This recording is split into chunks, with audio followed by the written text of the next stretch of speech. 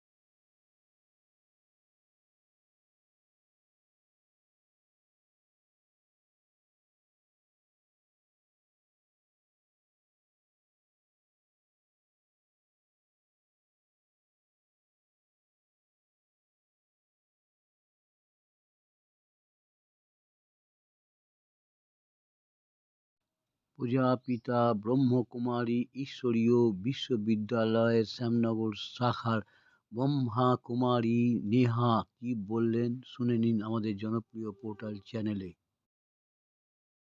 এই যে নৈহাটি উৎসবে প্রতি বছরের ন্যায় এবছরেও প্রজাপতি ব্রহ্মা কুমারী ঈশ্বরীয় যে বিশ্ববিদ্যালয়ের তাদের শ্যামনগর শাখা 2011 সাল থেকে প্রথম থেকেই হচ্ছে এবং প্রথম থেকেই আমি দেখেও ছিলাম।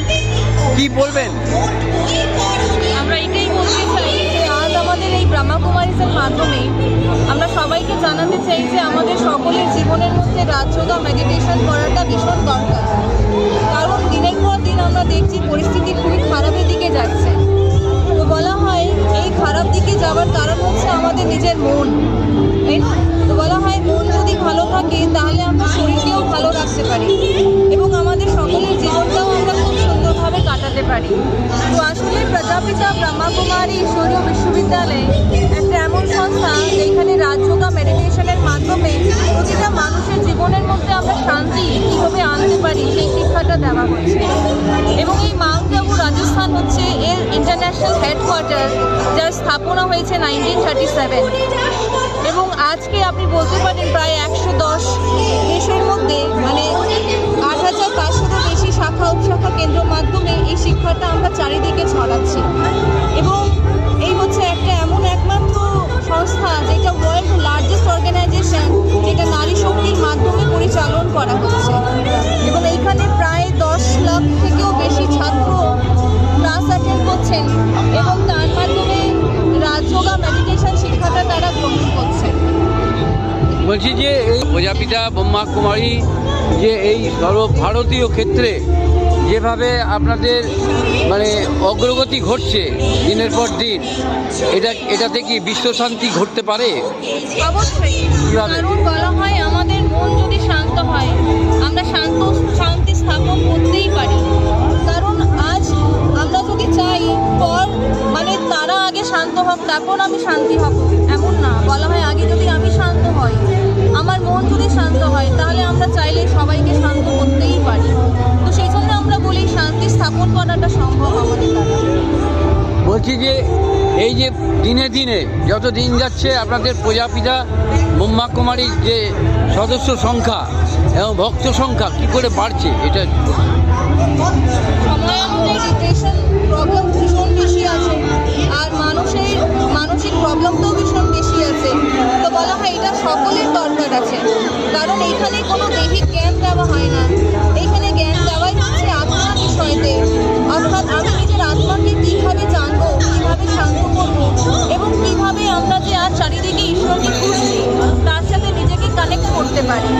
তো বলা হয় রাজযোগা মেডিটেশন মানে হচ্ছে যেখানে আত্মা এবং পরমাত্মার সঙ্গম হচ্ছে।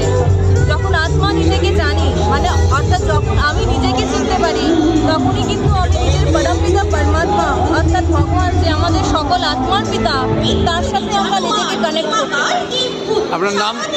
আমার নাম ব্রহ্মকুমারী নেহা।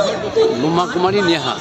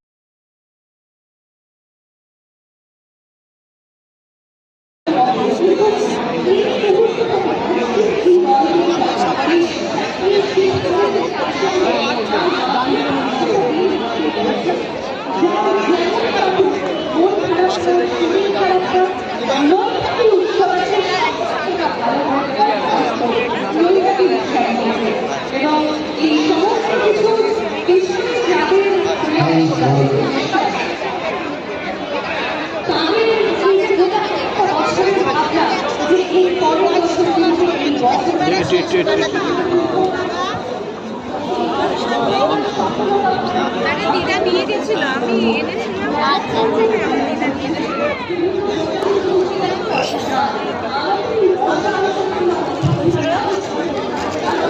এই মাতাজির ইন্টারভিউটা নাও নি, গত বছর নিয়েছে ওইখান থেকে নিয়েছে। 30 টাকায়, 30 টাকা। ওইখান থেকে চেয়ার এনেছেন, চারটা দিয়ে গেছে।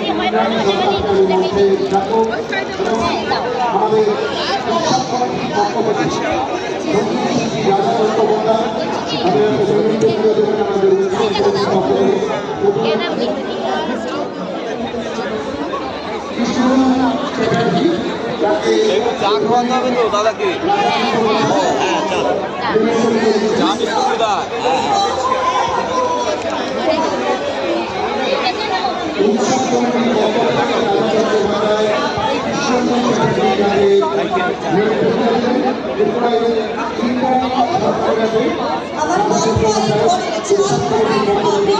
ভেতরে ঢুকবো, ভেতরে ঢুকবো।